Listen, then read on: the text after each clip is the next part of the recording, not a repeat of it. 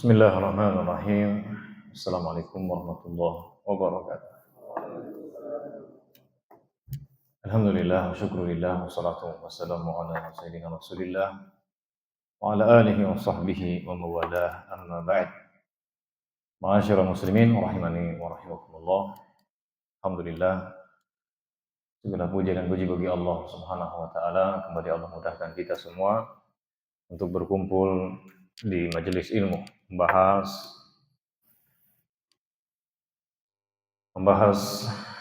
salah satu ibadah, yaitu berkaitan dengan wudu, berkaitan dengan taharah. Baik, kita langsung saja karena waktu kita singkat ya. Di pertemuan yang lalu, hadirin yang dimuliakan oleh Allah, kita telah membahas beberapa poin terkait dengan nawaqidul wudu, yaitu pembatal-pembatal wudu ya. Silahkan dilihat lagi di YIMP ya, Asmi, di channel YouTube. Tersisa 2 poin ya, seingat saya yang belum kita bahas dari pembatal wudu. Baru setelah itu kita lanjutkan ke hal-hal yang mengharuskan kita untuk berwudu. Baik hadirin yang dimuliakan oleh Allah,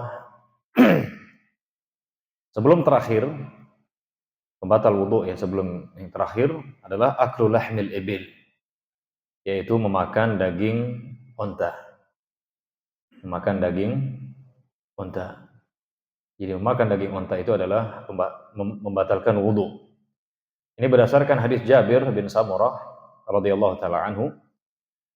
Beliau menyatakan anna rajulan sa'ala an-nabiy sallallahu alaihi wasallam. Ada seseorang bertanya kepada Nabi sallallahu alaihi wasallam, ana tawadda'u min humil ghanam ya Rasulullah, apakah kita harus berwudu karena memakan daging kambing? Rasulullah sallallahu alaihi wasallam menjawab, in syi'ta tawadda wa in syi'ta la tatawadda. Nabi menjawab, kalau kamu mau silahkan berwudu, kalau kamu tidak mau ya, kalau kamu mau juga silahkan tidak berwudu. Intinya dikasih pilihan, menunjukkan tidak batal ya, tidak batal makan daging atau makan yang lainnya. Jadi makan itu tidak membatalkan wudu ya.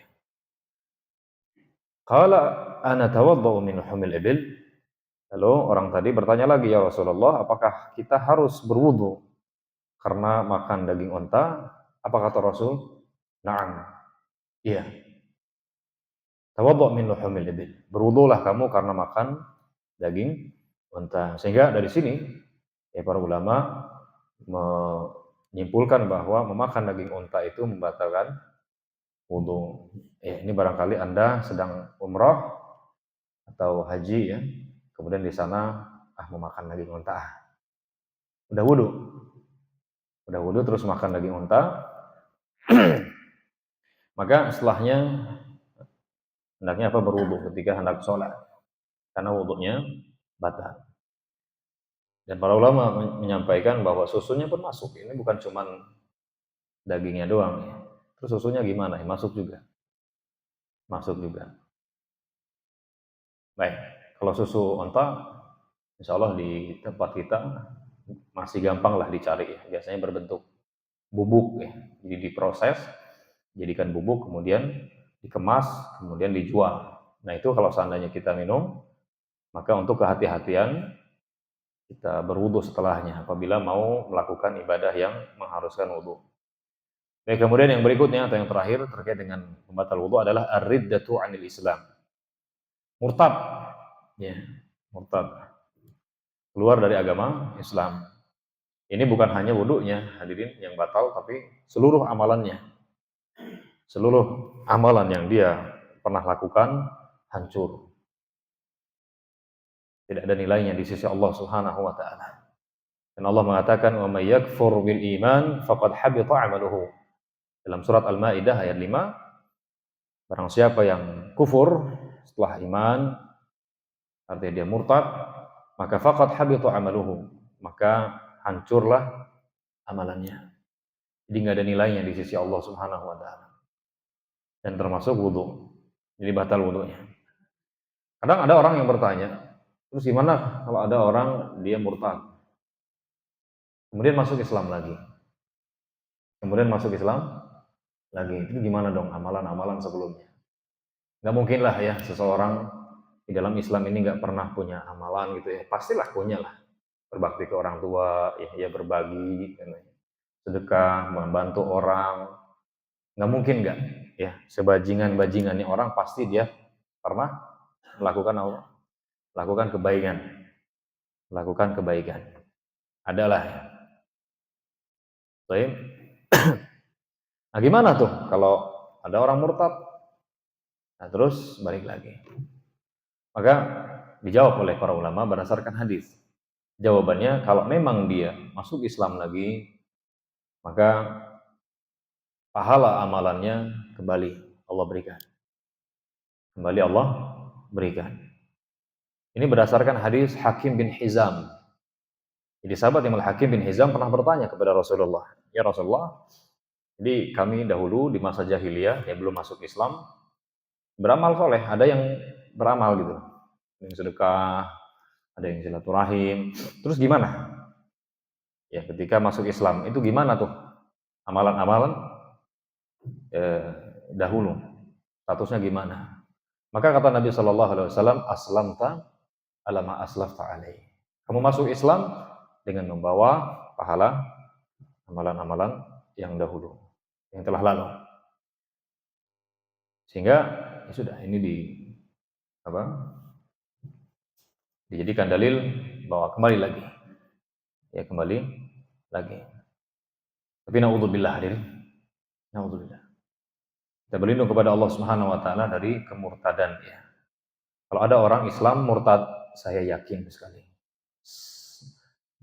1000%, bahkan lebih dari itu. Pasti dia nggak paham Islam itu sendiri. Pasti dia nggak paham. Pasti dia nggak paham agama Islam. Islamnya hanya ikut-ikutan. Islamnya hanya ya karena orang tua Islam, saya Islam. Nggak pernah mempelajari Islam itu sendiri, nggak pernah mempelajari akidah yang sahih, nggak pernah belajar bagaimana Allah itu meridhoi ya, dan seterusnya. Pasti. Karena wallahil azim hadirin, ya tidak ada jalan yang bisa menyampaikan kita kepada ridha Allah, kepada surga Allah kecuali agama Islam. Semua kita sudah paham. Inna dina indallahi Islam, agama yang diridhoi, agama yang diterima hanya Islam. Allah katakan demikian. Wa may yabtaghi ghairal islami dina fala yuqbala min wa huwa fil akhirati minal khasirin. Barang siapa yang mencari agama selain agama Islam, maka enggak diterima kata Allah. Dan dia termasuk orang-orang yang khasirin, merugi. Ya. Merugi artinya masuk dalam neraka. Enggak akan diterima. Enggak akan diterima. Kurang apa Islam ini hadirin? Kurang apa? Kalau seandainya kalau di agama itu bagus ajarannya, ya orangnya bagus-bagus, baik-baik, itu udah ada. Udah ada di Islam. Udah ada, mau apa?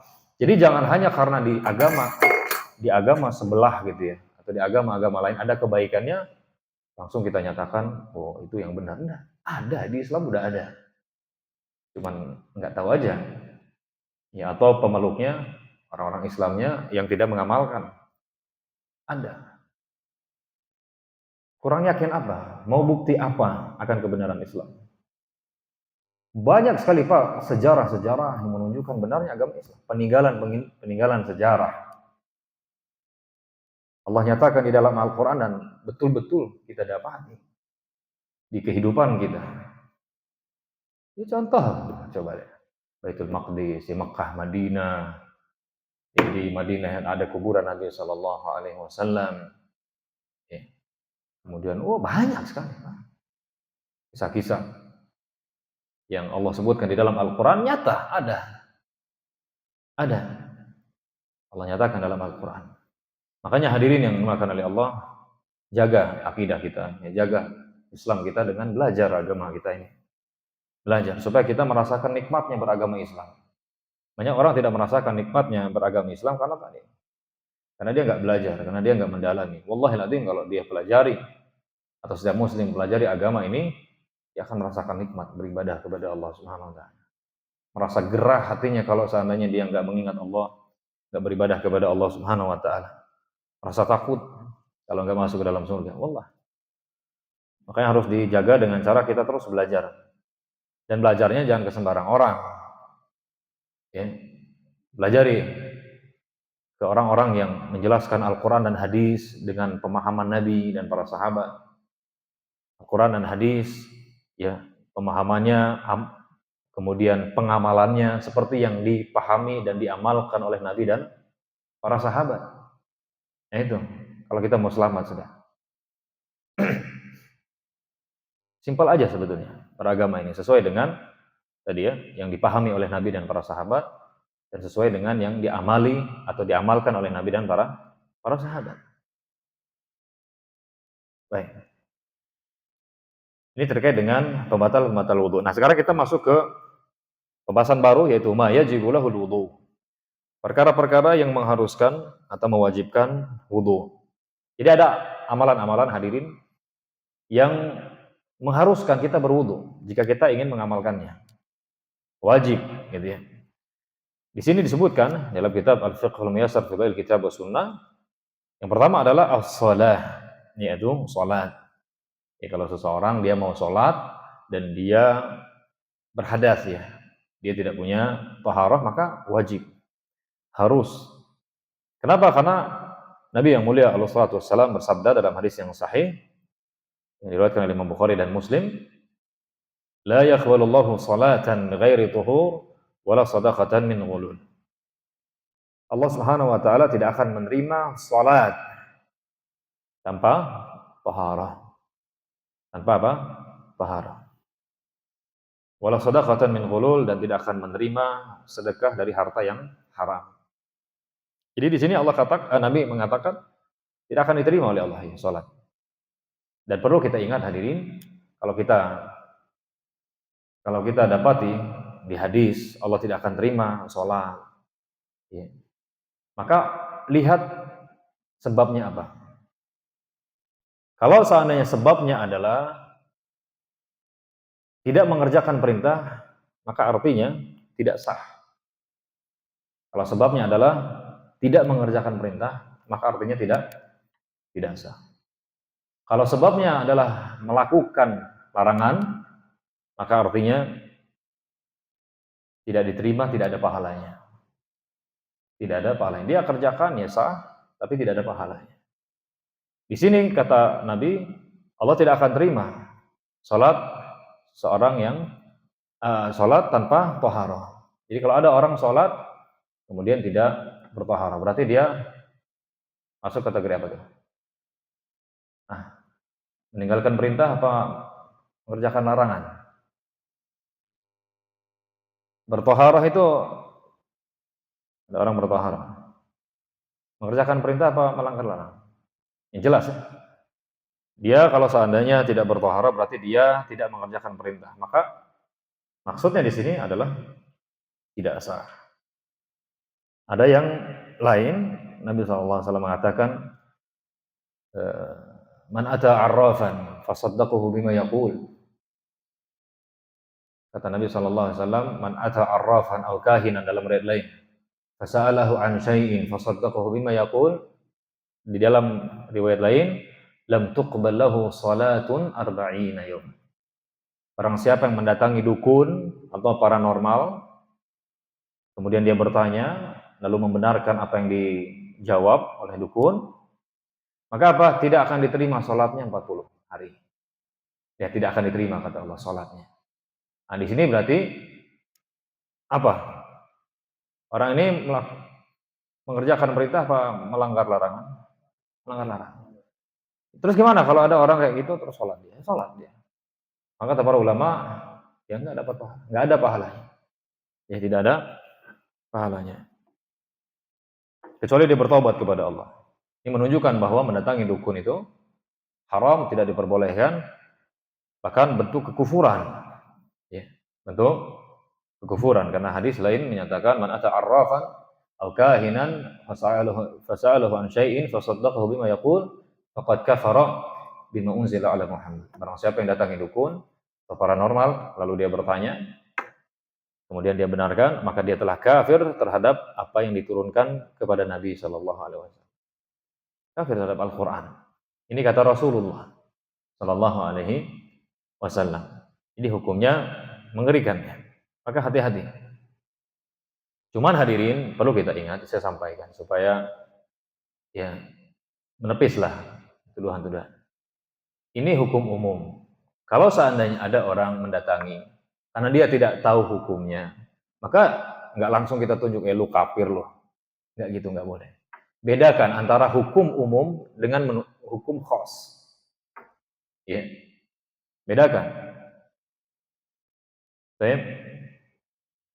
Jadi boleh kita nyampaikan, oh ini perbuatan ini kufur, perbuatan ini syirik.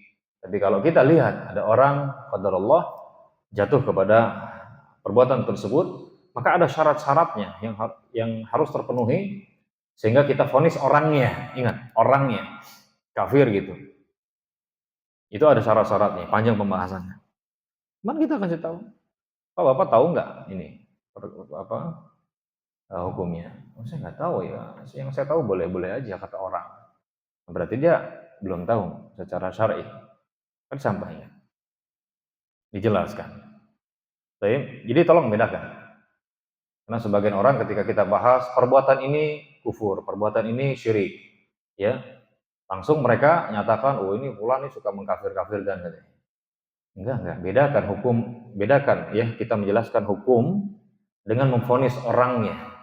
Itu berbeda ya, dua hal yang berbeda. Dan kita nggak boleh sembarangan dalam memvonis orang, wallahil azim. Ya harus terpenuhi dulu syarat-syaratnya. Harus sangat berhati-hati. Kalau perbuatannya kita katakan nah kufur, tapi orangnya itu harus berhati-hati. Ya. Bisa jadi orang yang nggak tahu hukumnya.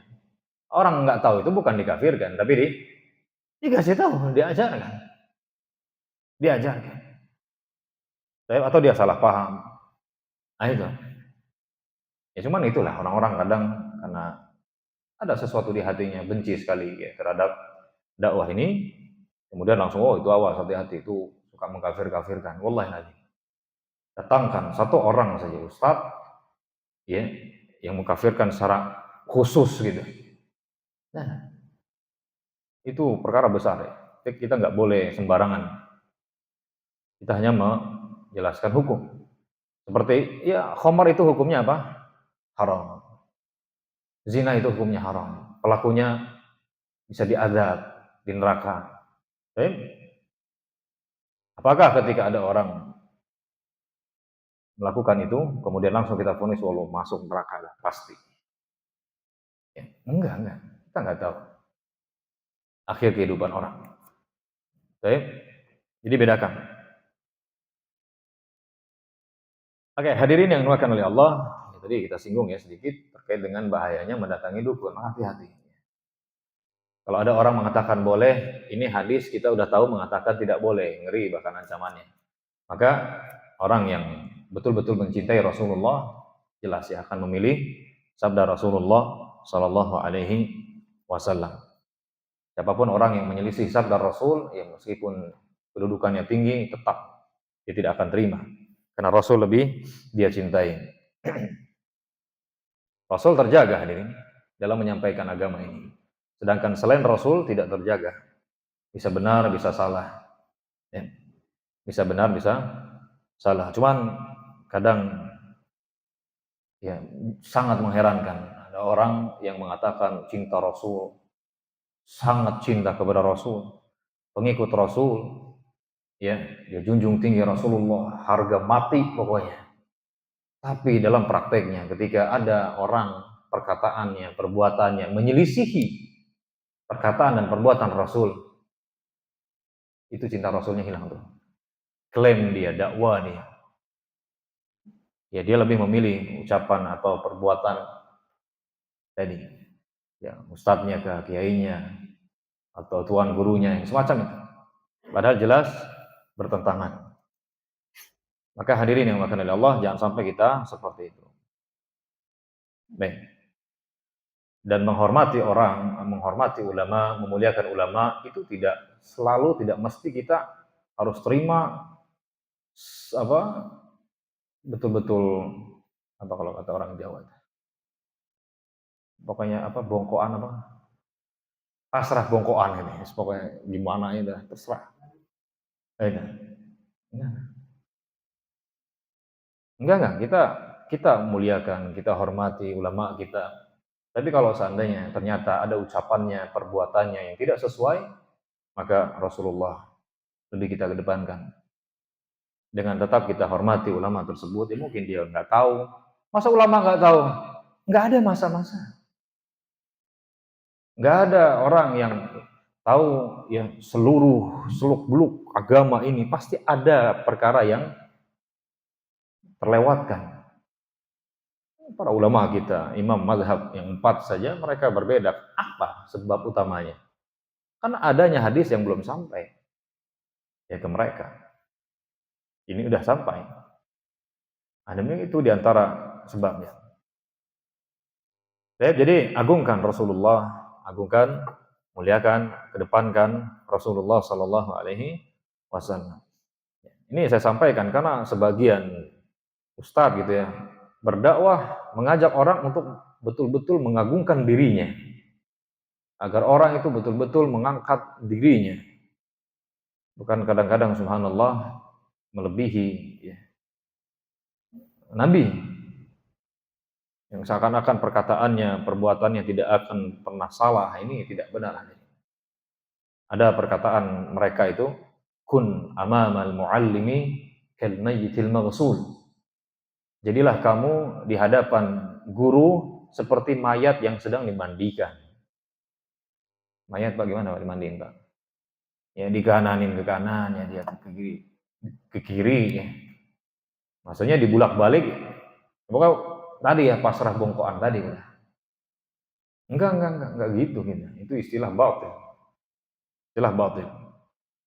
Kita tidak boleh fanatik buta ke selain Al-Quran dan hadis, selain Rasulullah. Jangankan ulama di zaman sekarang, para sahabat, hatta sahabat Bapak-bapak sekalian. Ketika ada yang tidak sesuai, karena sahabat manusia, tadi ada yang terluput dari mereka. Ketika tidak sesuai, maka tidak kita terima. Sahabat. Ya, hatta sahabat. Ada. Seperti Ammar bin Yasir. Ammar bin Yasir, dia menganggap atau berpendapat ya waktu itu bahwa tayamum itu tidak sah bagi orang yang junub. Ya, kalau untuk yang hadas kecil ya kayak buang angin saja, oke. Tapi untuk junub enggak. Makanya dia berguling-guling. Ya, disangkanya seperti apa mandi udah pakai dia guling-guling. Kan tayamum cukup gini, kemudian muka atau muka dulu baru gini. Nah, dia enggak guling-guling di tanah. Ini tidak benar. Apakah kita terima? Enggak kita terima. Baik. Loh katanya kita harus mengikuti sahabat. Maksud kita mengikuti sahabat itu secara umum yang disepakati. Perkara-perkara yang disepakati. Adapun perkara yang mereka perselisihkan, maka kita lihat mana yang lebih mendekati kepada kebenaran, itu yang kita ikuti. Nah demikian hadirin yang berkenan Allah. Oke, jadi yang pertama hadirin as-salat, itu salat ini kita harus berwudu. Intinya harus bertaharah Bapak-bapak sekalian. Harus apa? Punya taharah. Karena kata Nabi tidak akan diterima oleh Allah Subhanahu wa taala. Enggak sah. Dia ulang lagi. Kalau seandainya ada orang lupa, dia ulang salatnya. Salat, Allahu Akbar, kemudian ya salam, ya assalamualaikum, astagfirullah, saya lupa wudhu dia. Maka ulang lagi, enggak sah salat. Kemudian tadi kata Nabi, walau shadaqatan min ghulul, dan Allah tidak akan terima sedekah dari harta haram, ya ghulul ya harta haram lah, secara umum. Jadi kalau ada harta haram di kita harus keluarkan, kita harus buang. Artinya bukan buang ke laut ya. Intinya kita berlepas diri dari harta tersebut, kita berikan kepada orang-orang fakir. Baik, contohnya hasil judi ini, atau hasil riba ya, maka dikeluarkan. Sebenarnya ulama sudah dijadikan sarana umum ya, buat WC kah, atau buat jalan kah, buat jembatan gitu ya. Dan itu bukan sedekah, niatnya bukan sedekah. Sehingga hadirin yang dimakan oleh Allah, jangan sampai ya kita karena niatnya baik gitu ya, udah kita rampok aja itu orang kaya, terus ntar kita bagi-bagi duitnya ke orang-orang fakir. Enggak boleh. Enggak boleh. Niat baik harus diiringi dengan perbuatan yang baik ya, tata cara yang baik. Niatnya baik, mau sedekah ke fakir, tapi ngerampok dulu. Rampok kayak bank aja. Atau rampok itu orang kaya, ntar baru kita sedekahin. Supaya impas. Enggak ada. Ya, itu salah. Baik, kemudian berikutnya di kitab ini yang mengharuskan wudu, taharah ya, adalah tawaf bil baitil haram. Itu tawaf di Masjidil Haram ya. Fardhan kana aw naflan ya. Baik tawaf yang wajib maupun yang sunnah. Baik, di sini ada silang pendapat hadirin yang dimulakan oleh Allah. Apakah taharah itu, maksudnya wudu itu syarat sah tawaf? Ya, syarat sah apa? Tawaf, sehingga harus. Apakah syarat kamal saja? Syarat kesempurnaan saja. Kalaupun tidak punya wudu, ya tawafnya sah. Tawafnya apa? Sah. Baik, ada silang pendapat di kalangan para ulama. Kalau di kitab ini, ya penulis menyatakan harus ya, wajib, harus. Di sini dibawakan hadis ya yang diriwayatkan oleh Imam Bukhari dan Muslim. Fa innahu tawadda'a tsumma tawafa bil bait. Bahwa Nabi yang mulia sallallahu alaihi wasallam beliau berwudu, kemudian beliau tawaf di bait. Bait di sini maksudnya adalah Masjidil Haram, Ka'bah, bukan rumah. Memang bait itu kalau diterjemahkan rumah. Makanya Pak, sekedar bisa bahasa Arab itu belum cukup. Ya, untuk mempelajari agama ini belum cukup. Dia harus punya kunci-kunci, ya, ilmu-ilmu kunci yang lain, usul fikih, qawaid fikih, ya. Kemudian syarah-syarah hadis dari para ulama supaya tidak salah. Kalau diterjemahkan, ya tadi Nabi SAW berwudu, tawaf di rumah, bil bait. Maksudnya di sini bukan rumah beliau, tapi Ka'bah. Baik, kemudian berikutnya, tapi ini yang disampaikan penulis ya. Memang asalnya gitulah. Asalnya taharah, wudu. Cuman jujur saya pribadi mengikuti pendapat ulama yang lain yang menyatakan bahwa ini syarat kamal saja, syarat sempurna saja. Ya. Kenapa? Pertama, tidak ada dalil secara tegas bahwa wudu itu syarat sah tawaf. Syarat sah tawaf. Kalau sunnah, na'am. Kalau sunnah. Tapi kalau syarat sah, ya maka tidak didapati ya. Adapun dalil yang dinyatakan oleh penulis bahwa Nabi berwudu, kemudian beliau tawaf di Ka'bah, itu tidak menunjukkan apa? Tidak menunjukkan harus, wajib. Karena wajib itu berasal dari perintah dari Nabi Shallallahu Alaihi Wasallam. Nabi perintah, if'al, lakukan, tawaddo, berwudulah. Nah, itu ada perintah, dan hukum asal perintah itu wajib. Adapun perbuatan saja, hikayatul af'al kalau bahasa fikihnya itu, hanya disampaikan bahwa Nabi melakukan ini tanpa adanya perintah ucapan ya di hadis yang lain atau di dalil yang lain, maka itu sunnah saja mengikutinya. Makanya ada sebuah syair ya atau kaidah fikih, wa kullu fi'lin lin nabiyyi jurrida an amrihi fa ghairu wajibin bada.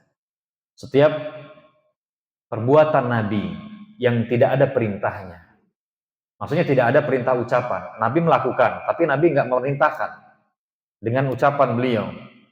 Nggak ada dalil lain lah intinya yang menunjukkan bahwa Nabi perintahkan dengan ucapan beliau. Hanya disampaikan bahwa Nabi melakukan ini. Maka faghairu wajibin bada. Tidak wajib mengikutinya. Artinya kalau ada orang mau mengikuti itu bagus, dia melakukan sunnah Nabi, tapi kalau tidak, maka dia tidak berdosa. Contoh siwak, Pak. Siwak sebelum sholat, sebelum sholat kemudian pas wudhu, siwak. Ada dalil menunjukkan wajib? Tidak ada. Kenapa? Tidak ada perintahnya. Perbuatannya ada? Ada. Ada. Nabi SAW disebutkan banyak di hadis. Yang secara tegas Nabi mengatakan, laula an asyqa ala ummati la amartuhum bisiwak. Inda kulli salat. Kalau saya tidak khawatir memberatkan umatku, saya akan perintahkan mereka untuk bersiwak. Ketika apa?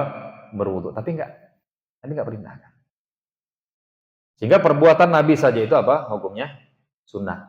Ingat, kalau di hadis lain tidak ada perintah. Nah, dalam hal ini tidak ada. Tidak ada. Ya setelah kita cek, kita cari-cari, tidak ada. Ya, bahwa Nabi SAW merintahkan pas tawaf berwudulah dulu gitu. Perintah dari Nabi itu enggak ada. Adanya cuman Nabi tawaf, Nabi berwudu terus Nabi tawaf. Nabi berwudu kemudian Nabi apa? Nabi tawaf. Dan ini hikayatul afal, sekedar menceritakan. Dan ini bukan menunjukkan wajib ya. Di ilmu usul ini tidak masuk kategori redaksi yang membuahkan hukum wajib, bukan.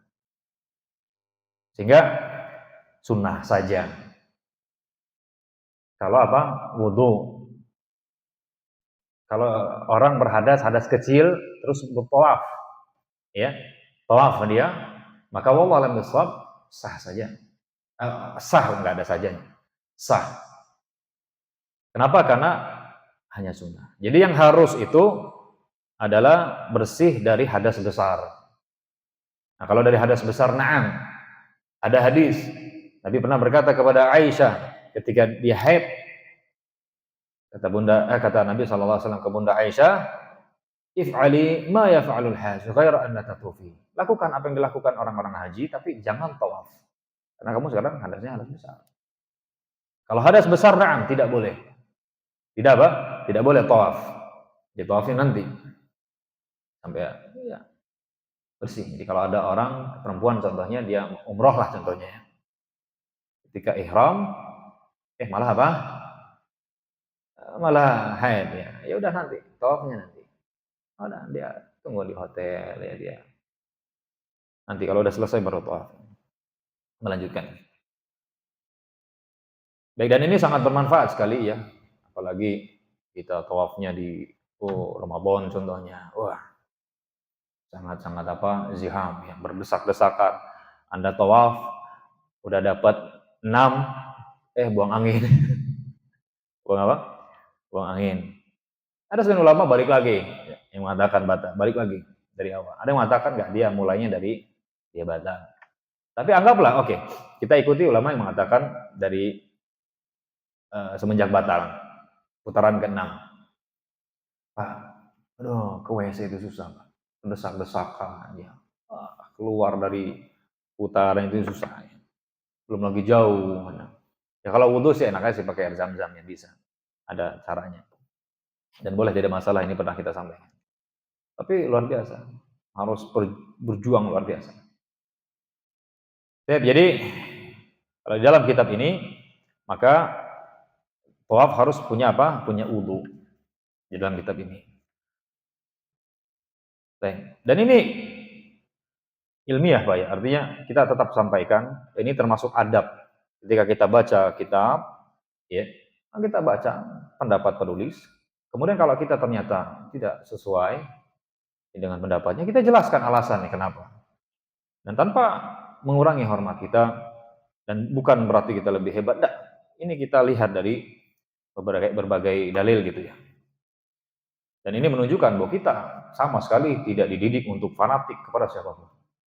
Kecuali kepada Al-Quran dan hadis. Pak, tidak mesti setiap yang ada di kitab itu pasti benar. Kebenaran itu harus didasari dengan apa? Dalil. Ini saya sampaikan karena sebagian orang asal kitabnya itu kuning, kemudian gundul, pokoknya pasti benar. Pasti benar sudah. Ini tidak benar. Tidak benar sebenarnya, kecuali Al-Quran. Ya Al-Quran jelas. hadis ya yang sahih jelas. Di kitab selagi dia itu ditulis oleh manusia, oleh apa? Manusia, maka ada salah, ada benar. Kecuali yang didukung oleh dalil secara tegas, secara jelas, dan betul-betul menunjukkan demikian.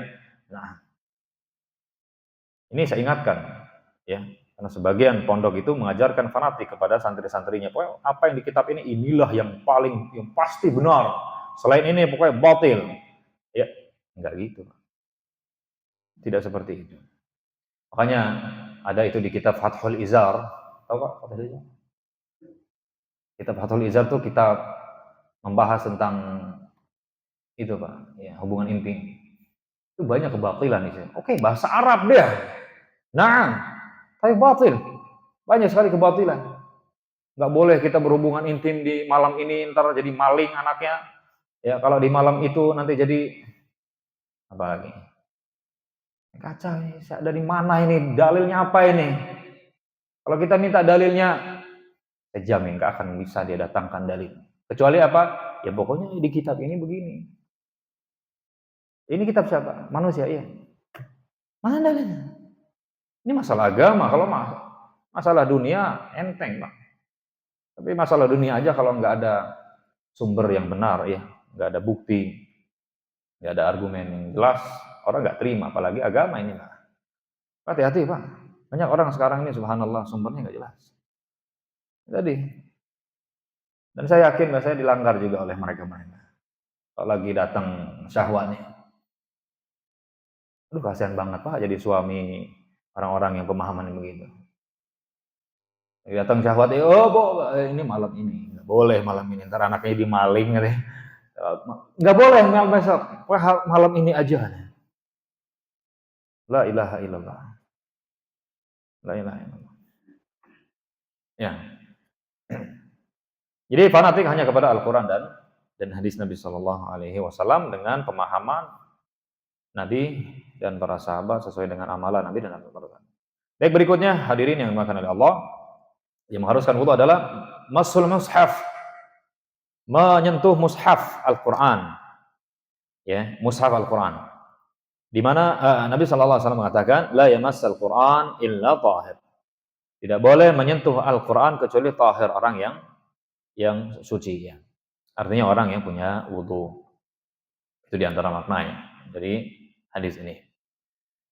Jadi harus berwudu dulu, harus ada taharah. Ini termasuk bentuk pengagungan kita kepada Al-Quran. Tapi tolong diingat Pak, yang mushaf Al-Quran, para ulama jelaskan secara detail. Jadi yang tidak boleh kita sentuh dalam keadaan tidak punya taharah itu adalah mushaf. Mushaf itu yang benar-benar cuma murni Al-Quran saja, bukan terjemahan. Kalau terjemahan, ya itu terjemahan. Itu terjemahan. Atau tafsir, boleh nggak masalah. Yang nggak boleh itu apa? Yang betul-betul cuma murni, kan ada kan Al-Quran itu yang cuma Al-Quran saja isinya. Nah itu, yang tidak diperbolehkan. Kalaupun mau menyentuh, kita harus pakai sarung tangan atau tisu atau apalah, kain gitu ya. Adapun terjemahan, maka boleh, tidak masalah. Atau HP, di HP kan ada. Di HP ada aplikasi Al-Quran. Kita lagi nggak punya wudu terus pengen baca Quran, kita buka aplikasi Al-Quran, ya boleh, nggak masalah, karena itu bukan mushaf tapi apa, HP, cuma ada aplikasi,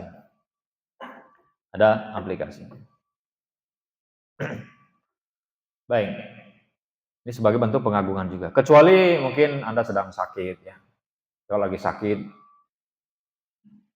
buang angin terus contohnya, atau buang air kecil terus, ya, seperti dikasih selang ya orang sakit, tapi dia pengen baca Quran dan nggak ada atau kesulitan lah untuk ngambil tisu atau yang lainnya, akhirnya dia pegang, urusannya longgar kalau seandainya sedang sakit. Baik, berikutnya hadirin, kita cepat saja ya, masuk ke pembahasan hal-hal yang disunahkan untuk berwudu. Jadi ada amalan-amalan yang mana kita disunahkan untuk berwudu. Kalau tadi wajib, harus, ya sholat, menyentuh mushaf Al-Quran. Nah sekarang disunahkan itu inda dzikrillah ta'ala wa qiraatil Quran, ketika berzikir kepada Allah dan membaca Al-Quran. Ingat Pak, beda membaca dan menyentuh, ya. Membaca Al-Quran mungkin kita hafal, baca qul huwallahu contohnya. Bacalah hafalan. Maka dianjurkan untuk apa? Untuk punya thaharah. Ketika zikir kepada Allah Subhanahu wa taala, ketika hendak baca Quran, maka kalau seandainya tidak pun, maka tidak masalah. Orang mungkin lagi bawa mobil, bawa motor, contohnya, dia nggak punya wudhu, tapi dia pengen baca Al-Quran dari hafalannya. Ya udah baca aja, nggak masalah. Karena sekedar disunahkan. Kalau bisa, alhamdulillah. Dia wudhu dulu baru mengamalkan tadi. Kalau seandainya nggak bisa, ya sudah. Baik, kemudian berikutnya adalah inda kulli shalah. Disunahkan untuk berwudhu setiap kali melaksanakan sholat. Setiap kali melaksanakan apa? Sholat. Dia masih ada wudhunya. Dia nggak batal. Dia nggak batal. Ya. Kalau batal jelas harus karena syarat sah sholat. Tapi kalau seandainya dia masih ada thaharahnya, tapi mau memperbaharui, maka itu bagus ya, itu sunnah, disunahkan. Baik, berikutnya kita cepat saja. Istahabul wudu lil junub idza arada an ya'uda lil jima' atau arada an-nauma aw al-akla aw asy-syurb. Disunahkan berwudu bagi orang yang junub apabila hendak mengulangi jima' atau hendak tidur, makan atau syurb, minum. Nabi SAW mengatakan, idza ata ahadukum ahlahu tsumma arada an ya'ud falyatawadda. Apabila salah seorang di antara kalian sudah selesai mendatangi istrinya, mendatangi maksudnya melakukan hubungan intim, sudah selesai, tsumma arada an ya'ud, kemudian dia mau ngulangin lagi, belum kenyang gitu ya. Fal yatawadda, maka hendaklah dia berwudu. Jadi mau nambah, disunahkan wudu dulu. Disunahkan. Di dalam hadis lain kata Nabi, itu lebih suci, lebih bersih.